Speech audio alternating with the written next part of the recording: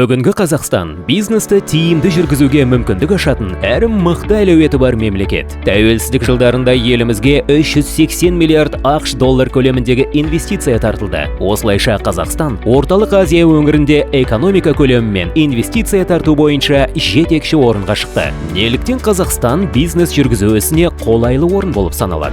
Бай табиғи ресурстар, жайлы бизнес орта, кәсіби мамандар мен ыңғайлы өндірістік хаб Қазақстанның ең маңызды артықшылықтары болып табылады. Мемлекеттің Еуразияның стратегиялық орталығында орналасуы 1 миллиардтан астам адамға нарыққа тікелей шығаратын мультимодальдық жол тараптарына мүмкіндік ашады. Қазақстан инвестициялық жобаларды жүзеге асыру мақсатында жан-жақты көмек көрсетуде. Оған қоса фискалдық және фискалдық емес қолдау шараларын ұсынады. Елімізде 13 арнайы экономикалық және 36 индустриялық аймақ жұмыс жасауда. Бұдан басқа инвесторлар 25 жыл ішінде заңнаманың тұрақтылығын қамтамасыз ететін инвестициялар туралы үкіметпен тікелей келісім жасау мүмкіндігіне ие. Үкіметтің экономиканы әртараптандыруға бағытталған іс-шаралардың арқасында агроөнеркәсіптік және тау-кен металлургиялық кешендерде, машина жасауда, фармацевтикада, мұнай-химия, көлік, логистика секілді түрлі салаларда кең инвестициялық мүмкіндіктер ашылуда.